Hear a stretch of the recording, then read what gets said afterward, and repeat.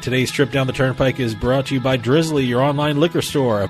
Available in over 95 cities across North America, Drizzly offers a huge selection and competitive pricing with a side of personalized content. Now there's no need to leave the house. Get alcohol delivered in less than an hour by Drizzly. Head on over to drizzly.com and order today. And now get $5 off your first order of $20 or more when using promo code DRINK19 at checkout. Shop beer, wine, and liquor with drizzly.com.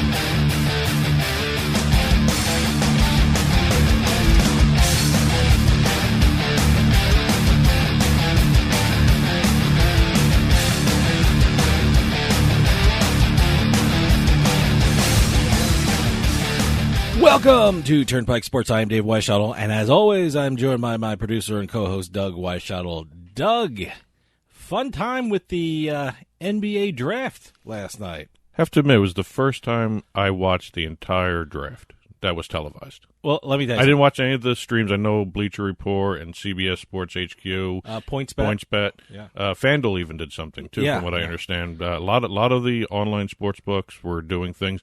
As a matter of fact, Bleacher Report had one of their very first broadcasts from their Caesar studio out in Vegas. I got to tell you, I was feeling really good about going into this because you can. First time I was thinking I'm going to bet on something about the NBA draft because everyone was doing it. I had a lot of confidence. This week I hit on 2 MLB parlays. So you know what? Hey, let's put a little money on the NBA draft a shot. I had Kobe White going at the 6th pick, but you know what? I screwed that up. He went on the 7th. So. Well, I went with Darius Gardner going 3rd to the Knicks, mainly because I really thought the Knicks were going to screw up the pick. Okay. Because the way the Knicks are, I just figured, you know what? Common sense doesn't apply to that team sometimes. And they made the right pick there in the 3rd one. Absolutely. Hey, stick around later in this show. I'm going to have a very interesting interview about sports betting. I'm going to have author Simon Chokoisky, who writes The Gambler's Dharma, Sports Betting with Vedic Astrology. Every gambler's trying to look for an edge or kind of an angle. And you know what? Why not use the ancient wisdom of astronomy to help you make money with sports betting? So that's Simon Chokoisky later on, author of Gambler's Dharma, Sports Betting with Vedic Astrology. I have to admit, one of the ancillary effects of legalized sports betting is this incredible amount of sports betting books coming out. Yeah, absolutely. And 2 weeks ago, we had Ed Miller and Matthew David Dow on for The Logic of Sports Betting. Who are guys that you know from the poker world, and now they transitioned into sports betting. But a lot of great books coming out. Check them out, and you're going to hear all about one really unique one. Well, it's been a busy week in sports, so let's take a trip down the Turnpike. And today's trip down the Turnpike is brought to you by Drizzly, your online liquor store. Available in over 95 cities across North America, Drizzly offers a huge selection and competitive pricing with a side of personalized content. Now there's no need to leave the house. Get alcohol delivered in less than an hour by Drizzly. Head on over to drizzly.com and order today. And now get $5 off your first order of $20 or more when using our promo code DRINK19 at checkout. Shop beer, wine, and liquor with drizzly.com. Exit 1. Alrighty. After all the fighting and all the other garbage the pro leagues did, we have the NBA, again, embracing sports betting. Yeah. They are launching with highlight games, a virtual sports betting game that they're calling NBA Last 90. And it's actually a very interesting game. I like it. I like the idea. They're using footage from old games, and they're using a intuitive algorithm underneath it where it's going to have a random ending when they put all the scenes together. And then you can bet on the outcomes or different things, who's going to score first, who's going to score last. There's going to be a whole line of different prop bets associated with this. So let me get this straight. They're calling it NBA Final 90, right? Or something. NBA Last 90. NBA Last 90. So it's the last 90 seconds of a game, of a fictional game. Of a fake game. It's a fictitious game. It never happened. It never was played. And it's some computer generating this fictitious game. Well, no, right? the individual plays have happened. They're real plays. But they're real plays that didn't occur in the same game as the next play going on. Right, they're stitching them together. An algorithm's going to put it all together and determine the outcome, that sort of thing. It's going to, virtual games aren't really new.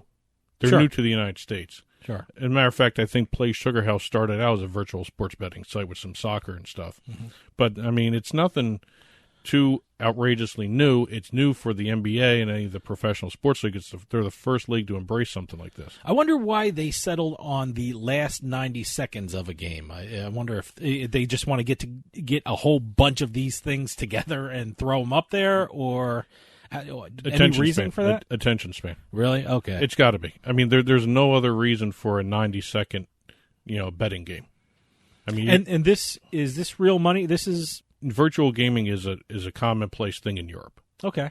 I mean, they've actually made United Kingdom. I picked up this stat, over £771 million bet on virtual sports between April 2017 and May 2018. So this is real money. Betting on fake games, huh? This is what we've come to. Virtual games. Virtual betting or virtual games.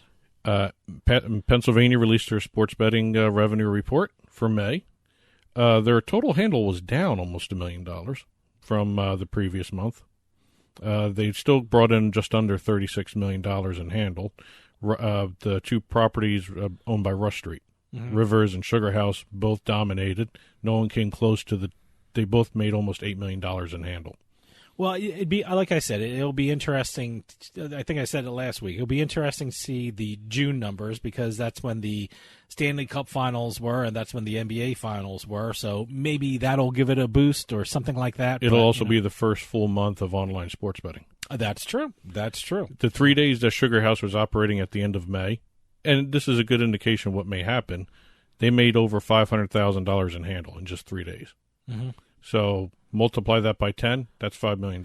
I got to tell you, let me tell you something. Mobile is going to be a game changer in Pennsylvania, and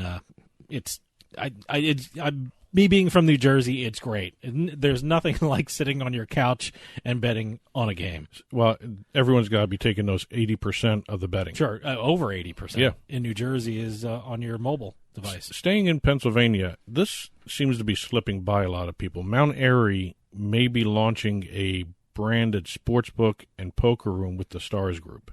Okay. The Stars Group, as you know, had BetStars. They did the deal with Fox, so now it's Fox Bet. Fox Bet, yeah, that's right. So you may see a retail Fox Bet poker room, or at the very least a Fox Bet online license to Mount Airy. I got to tell you, that makes a lot of sense. Look, poker's, waning a little bit. I mean, it had to, the big bubble was, a couple of years ago, and I guess it kind of lost some of its sparkle. And, sports betting has taken over. And, whenever you're in a poker room, they have TVs with sports on anyway. Yeah. So, you know what? Why not have a combination sportsbook, poker room? I think it's a great idea. Well, the sportsbook side is going to be small. Okay. Relatively speaking to what we're seeing down in Jersey and some of these other places. 3,800 square feet, 4 self-service kiosks, and live tellers during peak hours, whatever they set them to be. I see the one problem is, the poker rooms I've been in are relatively quiet, and the sports books I've been in, people cheered at a certain thing that happened in the game. It will be interesting to see. I wonder if the poker players are going to be annoyed at the noise that the sports book people make. So it should be interesting. That dynamic should be really interesting. I wonder if there are going to be any tournaments held in that poker room, or they may have to set up a separate area or something. I don't know what they're going to have to do with that. They're going to have to work that out. Yeah, I'm curious to how they're going to. If that goes through as a branded poker room. I hope it does, and I think it's a great idea. No, we'll see. But again, I haven't seen too many people talking about it, the split poker sportsbook rooms there, and that Mount Airy is doing something unique, and that's very nice to see. Going back over to New Jersey, Golden Nuggets always had this problem of not being able to take basketball bets. Well, sure, because their owner, Tillman Fertitta, owns the Houston Rockets, and he also owns the Golden Nugget, so I guess... But in Vegas, he's able to take NBA bets, except for the Rockets. Okay, so they carved out the Rockets. And New Jersey should be doing that, too. New Jersey just introduced a bill to do that. Good. They should. Now, it's geared specifically because only the Golden Nugget has this issue. Sure. So, well, now, you can see why they did it. Yeah. Because, I mean, it's one of the bigger players both on both coasts. Sure. So, you know what? This may actually, they're thinking this may actually help push New Jersey over the edge to get past Nevada. It should. I mean, look, no disrespect to Nevada, but, the population density in New Jersey is overwhelming. I mean, it's like we have the northern sports books right next to New York. We have the southern sports books right next to Philadelphia. Yep. So, that's just by sheer population. New Jersey should be getting a lot more money. We'll see what happens. And last but not least, we have two other little tidbits. One good news, one bad news. Okay. Bad news goes to New York. Looks like New Yorkers are going to still have to go to New Jersey to do mobile betting. Which is crazy. The mobile sports betting legislation did not make it through. It's all because Governor Cuomo feels online sports betting is against the Constitution of New York, and you need a constitutional amendment to allow it. So they're going to be working on a constitutional amendment? That's his thinking. They would have to do that to allow mobile sports betting. Okay. So we'll see exactly what's going on. But whatever. Yeah, they didn't make it through the session, so they're going to have to wait till next year. And surprisingly, we have a state. After we talked last week about New Hampshire getting sports betting, which surprised me. This is even more surprising. Maine, yeah. Maine has passed sports betting legislation. It's off to the governor for his signature. He hasn't signed it yet. We don't know when he's going to be signing. It's probably going to be mid-July, something like that. We'll see if they get it in time for football. But they're going to be able to have both land-based sports betting and online-only sports betting companies. They're not going to be tethered. See, that's great. I mean, they're going to tax them differently. By the way, this is the one and only time I'm going to say this, but New York should take some lessons from Maine with regard to sports betting. Well, so I like the idea of the two-tiered tax system too. If it's a brick and mortar one, they're going to be taxed. What was it here? 10%. Mobile-only platform operators 16% on their revenues. Well, that makes sense because, the brick and mortar have to employ a lot of people. They have certain regulations. They have, liquor license that they have to do and security problems that the online only don't have. So, yeah, it makes sense. What's actually it's fair. Another surprising thing about Maine, I didn't know this, there are 11 land-based entities that can get sports betting licenses. I did not know. When you say 11 land, are these casinos or racetracks? Hollywood Casino in Bangor. All right. Oxford Casino in Oxford, Maine.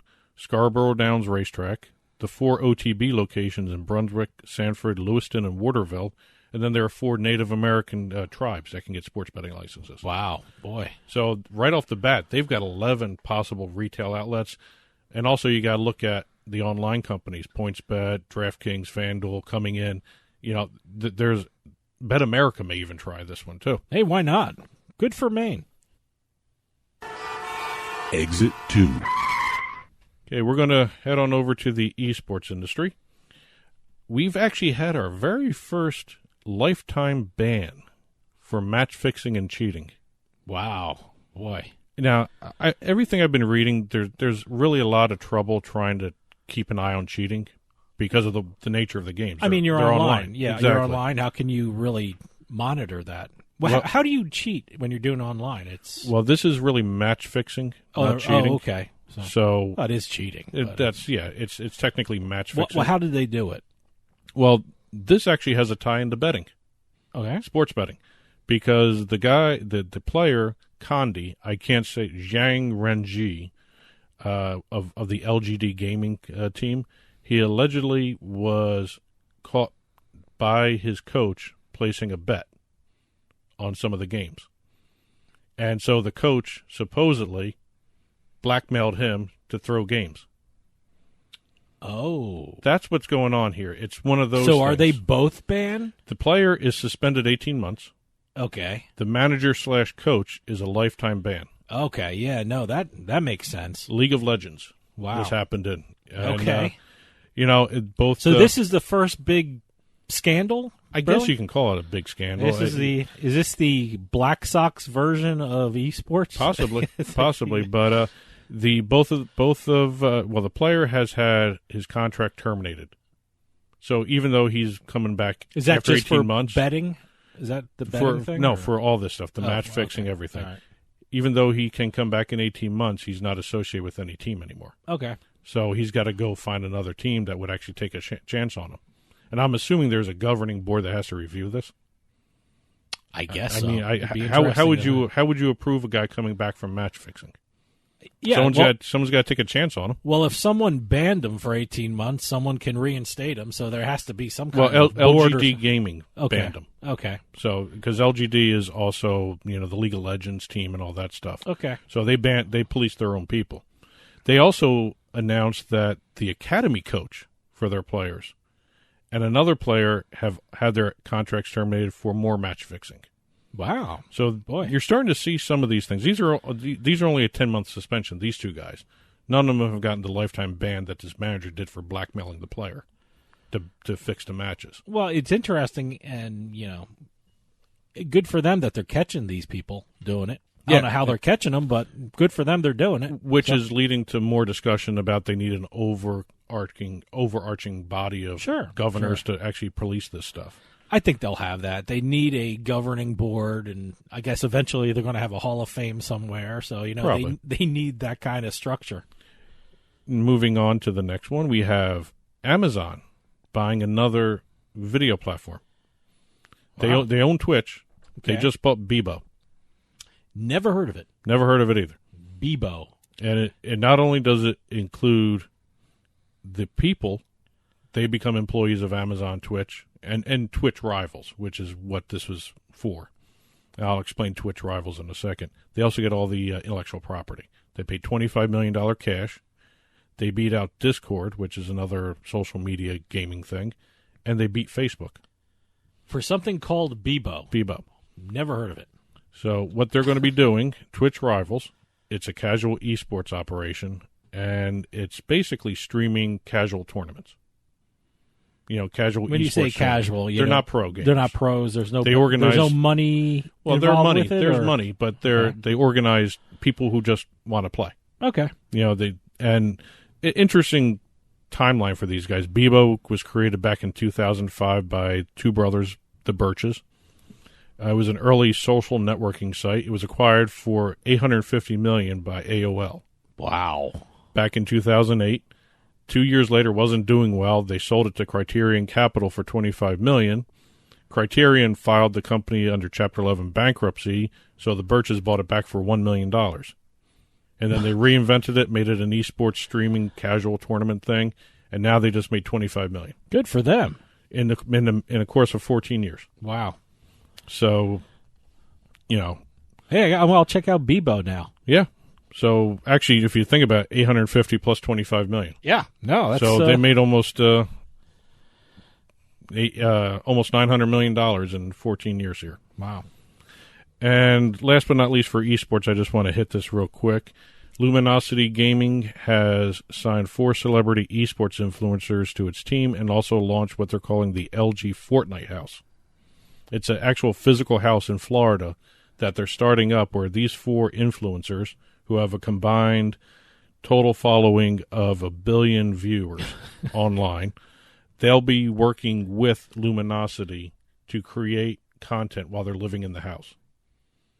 So it's going to be like a Big Brother kind of thing, where they're creating content while they're living there, but they're also creating games and doing tournaments. Are they going to be filming this, too, as they're creating? Yes. Oh, okay. Yes, they're going to be doing all that stuff. And I'm assuming you can watch this on Twitch, because when it's esports, you always watch Twitch, right? Luminosity Gaming is Canada, So I'm assuming it's going to be Twitch, it's going to be caffeine, it's going to be all those things. All right.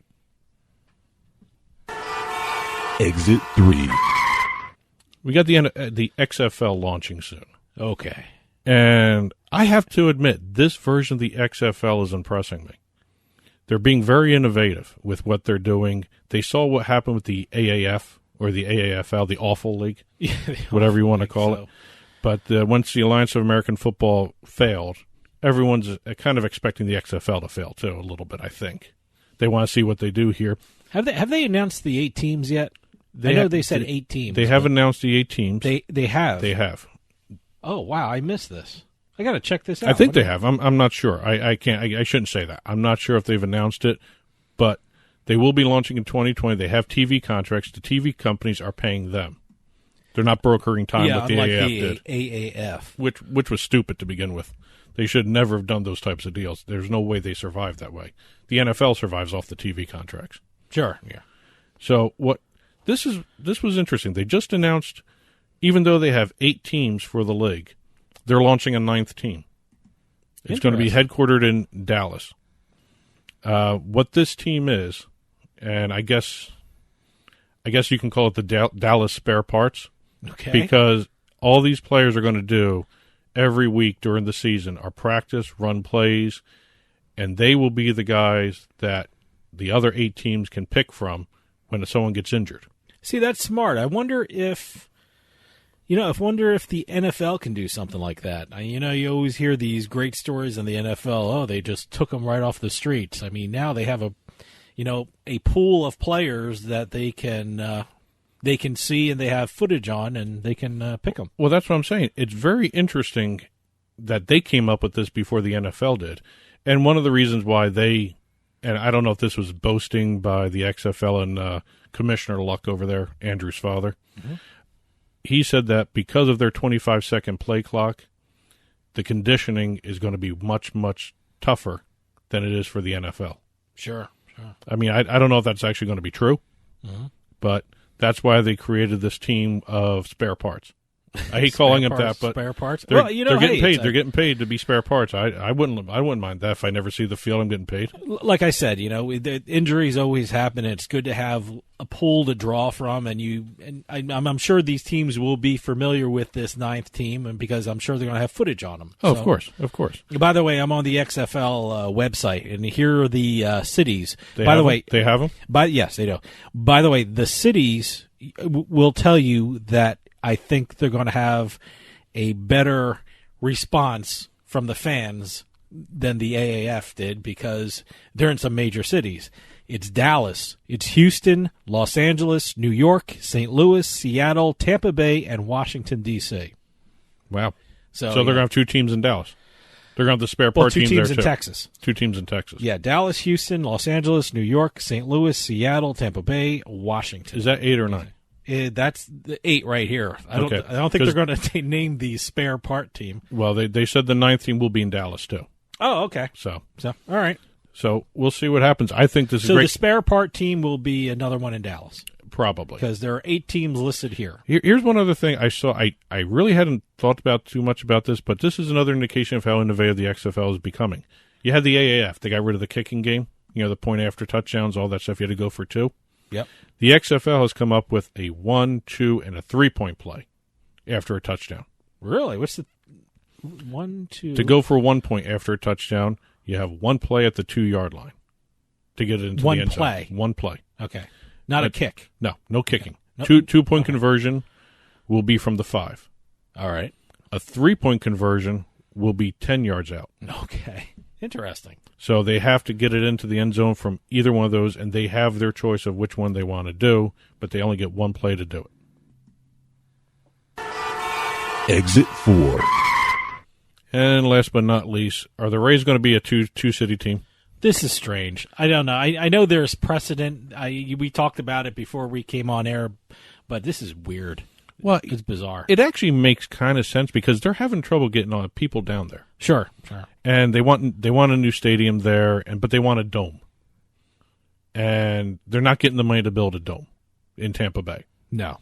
So they came up with this idea at the owners' meeting, and they ran it by everybody, and everybody said, go ahead, look into it. What they're looking at doing is playing half the season in Tampa Bay and half the season in Montreal.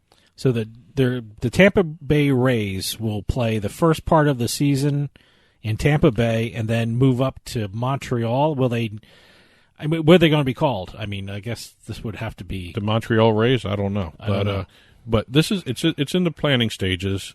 They don't know if they're actually going to do it because there's other issues in terms of where you're going to play the playoff games. Yeah, I don't know how postseason is going to work. Where are you going to play the divisional rounds? Where are you going? How about the World Series? Who certainly Tampa Bay is going to want the World Series, and certainly Montreal is going to want the World Series. The other question is how many home games is each stadium going to get? Sure. Because what happens is one of the benefits of having a team that plays half in the first part of the season in Tampa and the second half in Montreal, both places don't need domes. That's a lot less money. They're going to get new stadiums under this plan, but they're not dome stadiums, so they don't need to worry about the extra couple $100 million to build the ceiling. They're open air stadiums, and according to Major League Baseball, Montreal has the ability to bring in a whole bunch of new sponsorships. They love baseball up there. They miss the Expos. Oh yeah, they miss them something fierce, obviously, to actually ask the Rays to look into doing this if they're involved in this at all. And it's just a matter of, they say there's enough people that would support a half a season of home tickets in Montreal. And this would actually allow Tampa to keep the Rays. And you said there's some certain level. There's precedent to allow this, right? Yeah, back in 2003, the Expos played in Puerto Rico. Okay. And back in the 70s, this is a basketball team, the Kings. The Sacramento Kings? Sure. Before they were in Sacramento, they split home games in the 70s between Kansas City and Omaha, Nebraska. Okay. Kansas City, Missouri, Omaha, Nebraska. So there is precedent for something working short term. I mean, I don't know if this is a permanent solution, if it can be a permanent solution, or you actually may end up seeing Tampa move to Montreal full time. Depending on what they're, if they see home games in Montreal outselling home games in Tampa, they're going to move to Montreal. Yeah. Which it probably will. Yeah, this might just be a low veiled attempt at starting to move the team, or a threat to move the team if they don't get a new stadium down in Tampa. Because if they get a dome stadium in Tampa, they're done. They're not going to do this. They're looking for leverage. Exactly, and I think they may have found it with this two-city plan. Well, today's trip down the Turnpike was brought to you by Drizzly, your online liquor store. Available in over 95 cities across North America, Drizzly offers a huge selection and competitive pricing with a side of personalized content. Now there's no need to leave the house. Get alcohol delivered in less than an hour by Drizzly. Head on over to drizzly.com and order today. And now get $5 off your first order of $20 or more when using our promo code DRINK19 at checkout. Shop beer, wine, and liquor with drizzly.com. And don't forget, you can catch the show on your smart TV applications, Roku, Apple TV, Amazon Fire. You can just head on over to turnpikesportsradio.com and click the link for our smart television channel. The show is distributed through iHeartMedia, iTunes, Stitcher Radio, YouTube, and now, if you have the radio.com app, you can actually listen to Turnpike Sports through the radio.com. It's being distributed by them now. So good things happening with the show, and to get in touch with us, you can call or text us at 609-512-59110. 609-512-5910 is our call or text line. Hit us up on Facebook or Twitter at Turnpike Sports is the handle for both. Email us at info@turnpikesportsradio.com. And don't forget to order your 2019 International Bikini Team calendar. info@internationalbikiniteam.org is the email address. And stick around, because I'm going to have a great interview with Simon Chokoisky, the author of Gambler's Dharma, Sports Betting with Vedic Astrology, coming up right after this on Turnpike Sports.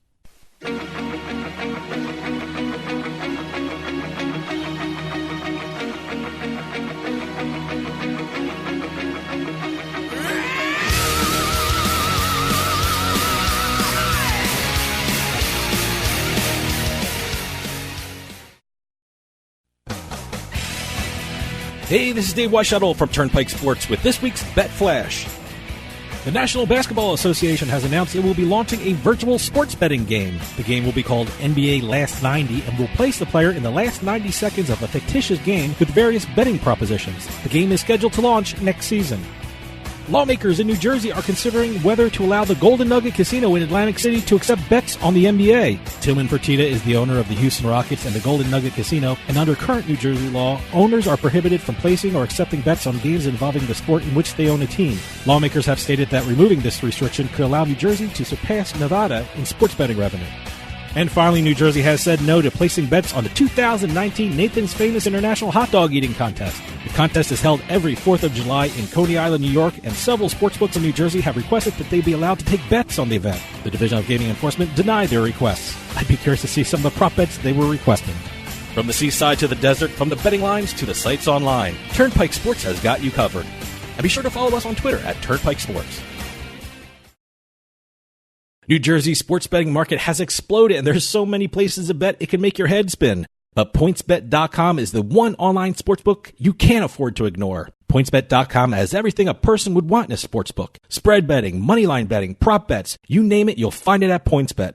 Daily promos that can't be beat, odds boosters you won't find anywhere else, early payout promos, it's all at PointsBet.com. You can bet from anywhere in New Jersey using your mobile device. And now there's even a better reason to sign up with PointsBet.com. Go to PointsBet.com and sign up using our promo code PIKE, that's P-I-K-E, and you'll get 2 risk-free bets up to $1,000. PointsBet is the preferred sportsbook of superstars Allen Iverson and Darrelle Revis. They even have the Revis Betting Academy hosted by Darrelle Revis himself. So sign up today at PointsBet.com using our promo code PIKE and start having some real fun. That's promo code PIKE, P-I-K-E. PointsBet. Stay sharp. Must be 21 years or older and in New Jersey to place a bet. Terms and conditions apply. Gambling problem? Call 1-800-GAMBLER.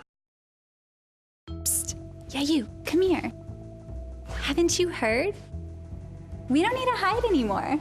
Now, we can shop privately for adult products at adamandeve.com. They've got massage oils, lingerie, and lots more we can't mention here. Use offer code SPICE404. They'll give you 50% off almost any one item, 3 free DVDs, free mystery gift, and free shipping. That's 50% off, free shipping, and more. Private shopping starts at adamandeve.com. I bet you $20 I can get you gambling before the end of the day. No way. I'll give you 3-to-1 odds. Nope. 5-to-1. Nope. 10-to-1. You're on.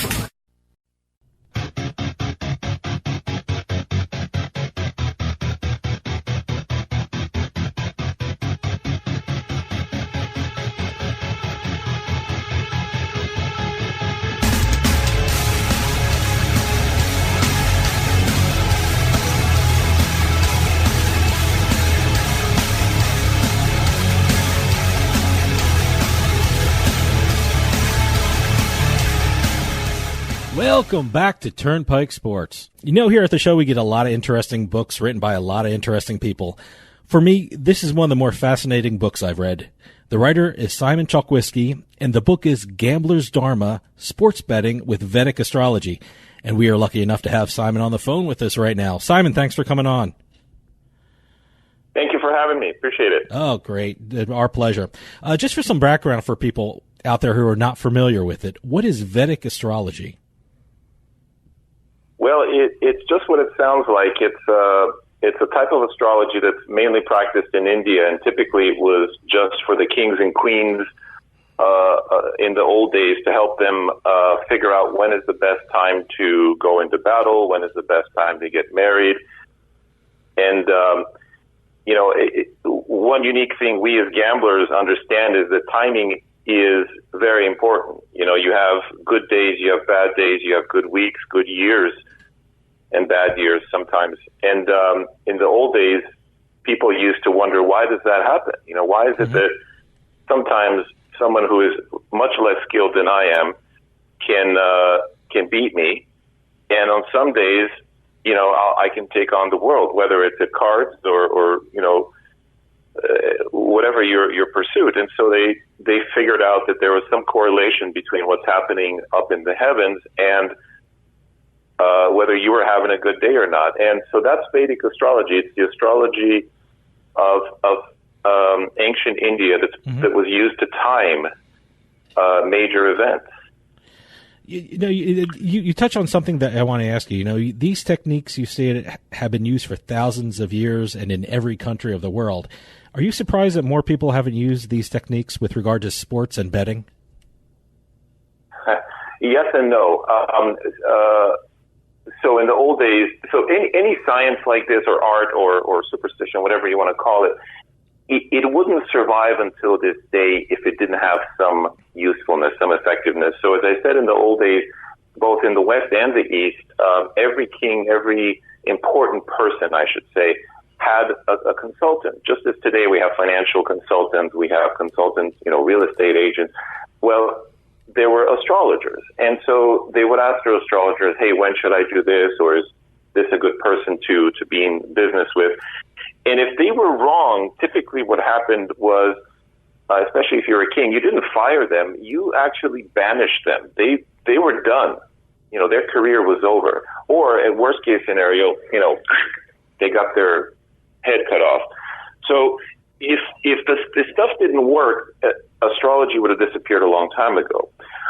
Now, the problem is that it's a complex science, and there are a lot of charlatans out there, and a lot of knuckleheads like me who, get it wrong and miss stuff, and but we still try our best. Mm-hmm. So I think I understand why it's not used today, because it's very difficult.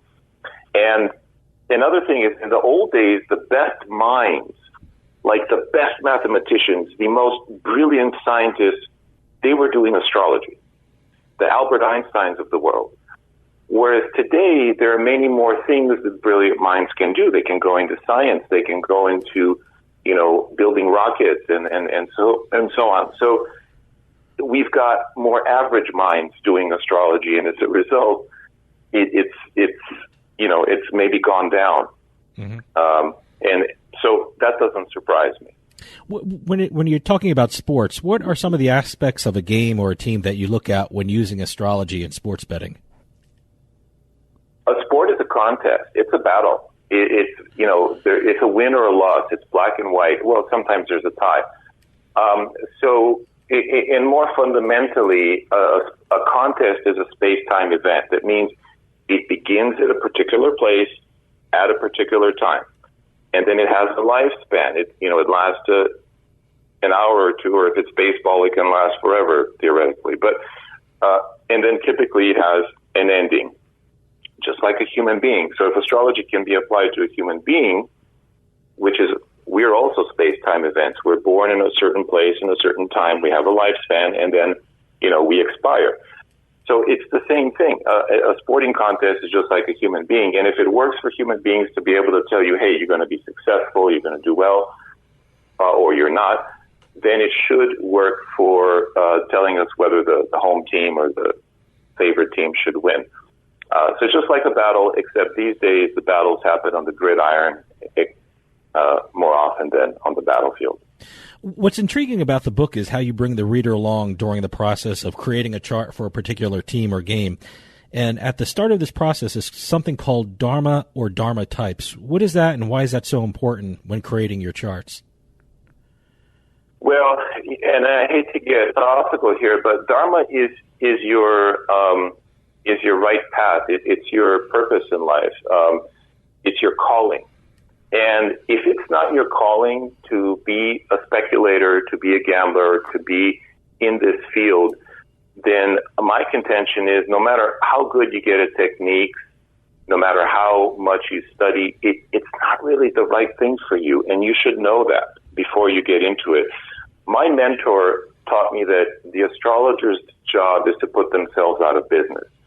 That means that you take a client and you teach them, you help them find their purpose in life. You help them find their calling. And when you do that, then they don't need you anymore. Your job is done, right? And I've said this before, where I think that's also a doctor's job, traditionally, to take a client, teach them good health, how to eat, how to take care of their body, so that they don't need the doctor anymore. That's a utopian kind of world. But when it comes to gambling, I'm sure you've seen people like this who are well-intentioned, they study, but they're just not, somehow it's not for them. Mm-hmm. And this goes for everything. For boxing, people try to be boxers, but they're just not. And so my job, first of all, is to find out, is speculation right for you? Is it in the stars for you, if you will? Does that make sense? Oh, yeah, absolutely. So, and we start from there. And some people from very early on, they know that's their path, and that's great. And then my job is to help them get better, to help them find the better times to go to the casino, the better times to enter that tournament. But we know that they're in alignment. Mm-hmm. And so that's what that chapter is about. Another term you use when analyzing a game is something called victory houses. Now, how does the idea of victory houses relate to your analysis? So in astrology, there's something called houses of the horoscope. There are 12 houses, and each team gets 6 houses that are good for victory, and another 6 that are not good. So it's very simple. When the planets are in the house, in the victory, what I call the victory houses, mm-hmm. That's my term, by the way, for one team, and they're not, and by extension, they're not for the other team, then it shows which team is stronger. Mm-hmm. It's pretty straightforward. By the way, it's a great term because when I saw victory houses, okay, I need to know this if I'm going to win at sports betting using astrology. I see the word victory, and I'm attracted to it. Well, I got to tell you, I appreciate you saying that, because when I took this on, my wife and everybody said, who are you writing this book for? There's only so many astrologers, and there's only so many people who bet, and you're writing it for these niches. And I said, you know what? There's something in my heart that's just driving me to do this, and so there it is. So I'm very heartened that you're taking this to heart yourself. Oh, absolutely. It's one of those things. It's ancient wisdom that's been around for so long, and it's been used around the world. And it's just, I'm surprised that more people aren't embracing this it's from our ancestors, really. Well, I'll tell you, in the 60s, there was an astrologer in India. His name was Krishnamurti. Mm-hmm. And he got so good to where he had a line around his house like people were trying to buy an iPhone. Like people would camp out for 2 or 3 days, and the line would stretch around the neighborhood a couple of times. And part of the reason how he got so good was he would play cards. And he would test his techniques by playing cards, and he'd see which times, and he was a decent card player, but, he wasn't the best. Mm-hmm. And he would play during times that were good for him, and then he would have his son, so he'd calculate this beforehand, and he'd have his son call him as soon as time turned bad to give him an excuse to leave the table. I know that's a crummy thing to do, but, he was testing this. And so, like at 12:31, his son would call and he'd say, "Oh, sorry guys, I got to take my chips and take off." And he got so good that people wouldn't play with him anymore, so he had to start losing on purpose. Mm-hmm. And this is a true story, by the way. This you can verify this yourself. His name was Krishnamurti, and he developed a system to where he could time even down to the hour, which period is favorable for you, which period isn't. And I'm not as good as I study his system and I try to follow along, but there are brilliant people like that who have got this stuff down really to a science. So yeah, I'm surprised too, but also it's very difficult. Like I said, it was only the best minds in the old days who would do this stuff, and these days, not so much. Okay, now we understand the terms Dharma types, and we get the concept of victory houses. As I said, it's a process. What is your next step when trying to determine the outcome of a game using Vedic astrology? Yeah, that's a good question. So in the book, there are a total of 9 techniques. And so the victory houses is one technique, and that's how I first sort of got into it. But the victory houses move very slowly. So basically any game that starts within an hour or so is going to have the same configuration. And so the victory house technique was working a lot, but it was also not working some of the time. And I thought, why isn't it working? And so there are more discrete techniques that depend on an exact start time. And when I gave predictions last week, I noted that if this game starts within a couple of minutes of when it's supposed to, then we expect this outcome. And the more I did this, the more I found that even seconds can make a difference. And So timing, again, back to this idea that timing is everything. And if you begin playing, or if a game begins at a certain time, a certain outcome is expected. But if it begins a minute later, that outcome could be 180. It can be totally different. It could be for the other team. How much of a change? So I figured out some techniques to figure that out. How much of a change in time is? I mean, if it happens within an hour, it's pretty much the same, or can it be changed from minute to minute, or how is that determined? Honestly, it's from minute to minute. And as I mentioned earlier, the most recent example of this was a Cleveland-New York game, baseball, last game of their series, where, in my opinion, if that game had started 1 minute earlier, so if you're the manager and you know that you're supposed to start within this time, that Cleveland would have won, not New York. And by the way, this isn't, I know this sounds crazy and radical, but we spent 8 years under the Reagan administration having his astrologer time absolutely every meeting, every, airplane takeoff and landing according to this principle. And his assistant even had a stopwatch, and he cued Reagan when it was time to begin a press conference, when it was time to begin a meeting. And his whole presidency ran according to this principle. So a very conservative man, but yet someone who understood, or at least went along with this principle that to everything, if you want to succeed at something, starting at the right time really gives you a leg up. It's amazing. So sometimes it's even minutes and seconds. It's amazing how precise that is when you're talking about time, how 1 minute can change an outcome of something so important. Well, and it's hard to believe because you'll never know, right? Yeah. You'll never know if it's if what the other outcome would have been, except that I've tracked games that have begun at very similar times, maybe a minute apart, and the chart is just different by a minute, and the outcome is the opposite. So I actually have, I have thousands of charts that I've looked at, and I have that data. And this speaks to the question of when most scientists think about astrology and they debunk it, they go, well, look at twins. Sometimes twins lead radically different lives, but they were born just minutes apart. And it's true. They're right. And so sometimes minutes can make a difference, and sometimes twins lead very similar lives. Mm-hmm. And in that case, it didn't make a difference. Mm-hmm. But I guess connected with time is also the location of a sporting event. How much emphasis do you put on the home team versus the visitor when you're creating your chart? Right. Well, it's 10:45 where I am, and it's before noon. But if you were in Tokyo, it would be night, right? So location is very much linked with time, and as Einstein taught us, space and time are really the same thing, and that's why we call it space-time. So location and time are the two components that are the most important. So yes, absolutely, you need an accurate location for a correct horoscope and an accurate start time.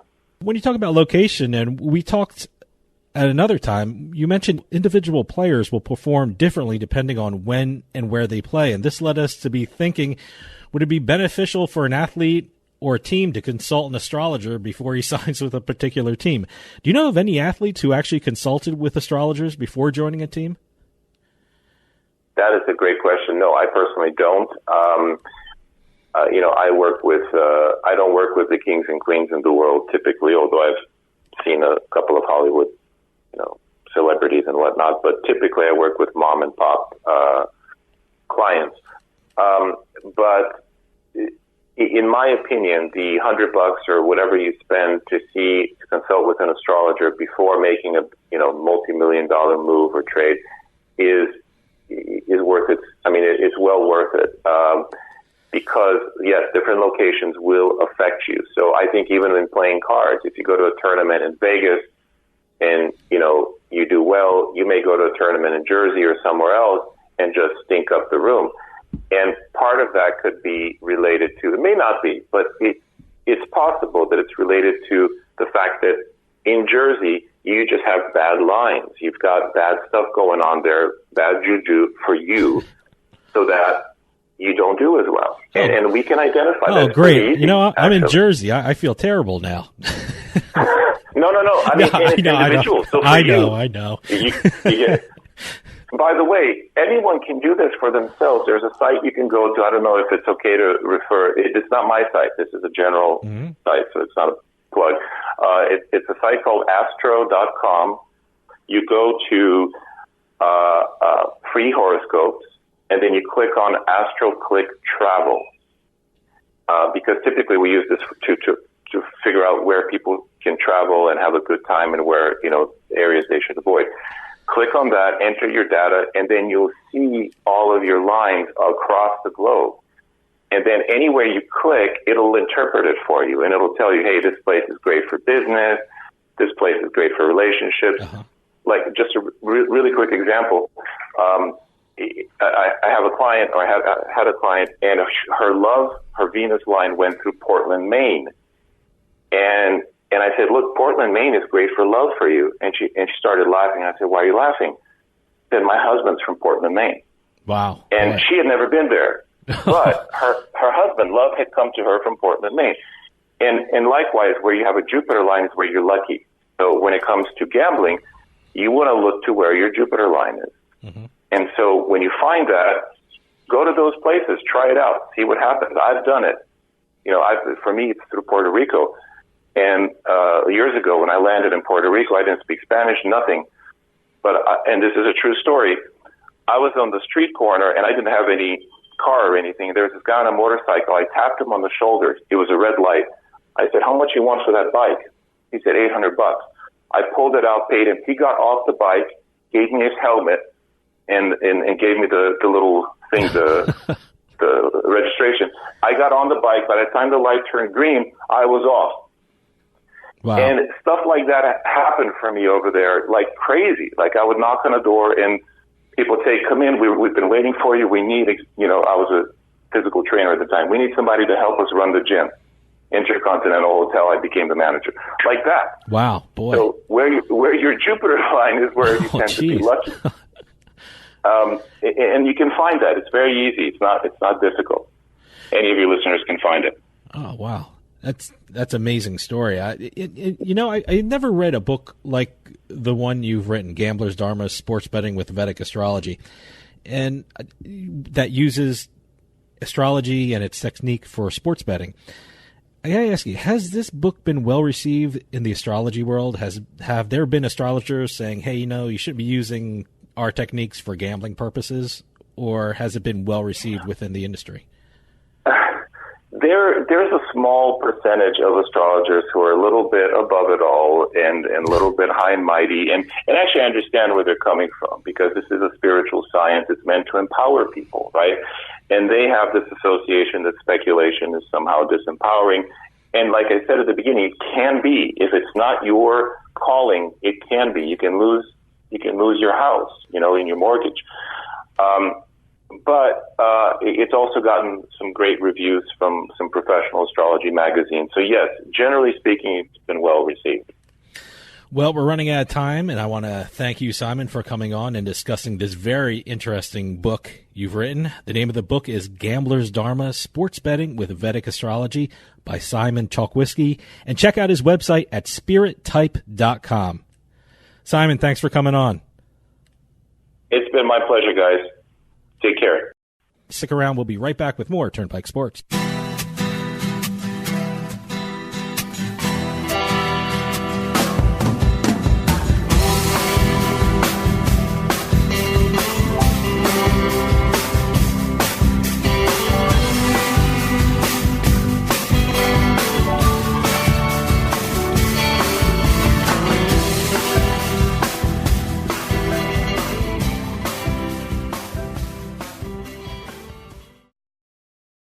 We'll get back to the show in a few moments, but I just wanted to take some time and tell everyone about Bean Genius, the smart specialty coffee subscription service.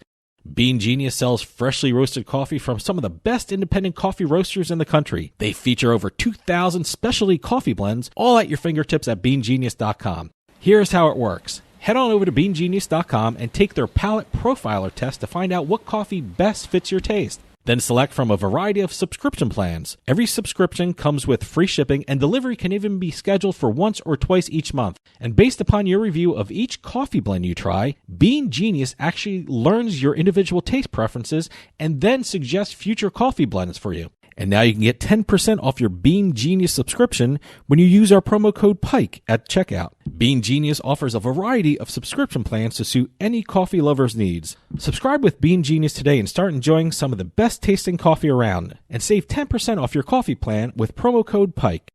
When it comes to online sports betting, PlaySugarHouse.com offers players one of the best experiences in the state of New Jersey. They offer live in-game betting on sporting events worldwide, moneyline bets, point spreads, prop bets, play-by-play bets, and many more. All at PlaySugarHouse.com, your new home for sports betting in New Jersey. Take advantage of one of their 12 easy deposit methods to get in on all the action. And now, when you sign up at PlaySugarHouse.com using our promo code PIKE, they'll match your first deposit up to $250. More bets, better odds at PlaySugarHouse.com. Must be 21 years or older and in New Jersey to place a bet. Terms and conditions apply. Gambling problem? Call 1-800-GAMBLER.